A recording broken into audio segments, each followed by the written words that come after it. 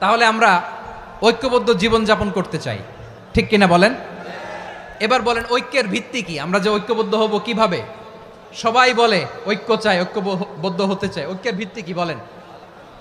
ঐক্যের ভিত্তি হচ্ছে তাওহীদ। আওয়াজ করে বলতে হবে সবাই, ঐক্যের ভিত্তি কি? যেই বলবে লা ইলাহা ইল্লাল্লাহ, ও আমার ভাই, তার জন্য আমার হৃদয়ে দরদ, মায়ামাখা দরদ, ভালোবাসা আছে না নাই? তাওহীদ।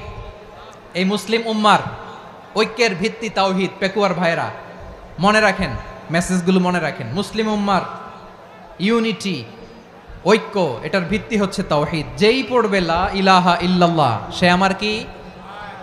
এজন্য বিষ্ণুই বলেন, মান ক্বালা লা ইলাহা ইল্লাল্লাহ, যে ব্যক্তি বলবে লা ইলাহা ইল্লাল্লাহ মুখলিসান মিন কলবিহি, অন্তর থেকে যে পড়বে লা ইলাহা ইল্লাল্লাহ, দাখালাল জান্নাহ, সে জান্নাতি হয়ে যাবে। সুবহানাল্লাহ বলেন। যেই পড়বে লা ইলাহা ইল্লাল্লাহ, সে কই যাবে? জান্নাতি হয়ে যাবে। তো এখন আমার সব ভাই যারাই লা ইলাহা পড়ছে জান্নাতে যাক, চাই কি চাই না? নাকি আপনি শুধু একাই জান্নাতে যেতে চান? একাই যেতে চান?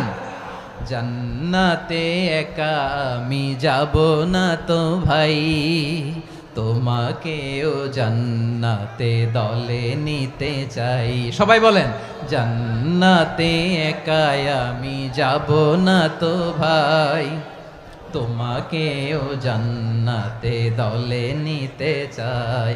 আমাদের জান্নাতের দল ভারী হোক, আমরা চাই কি চাই না?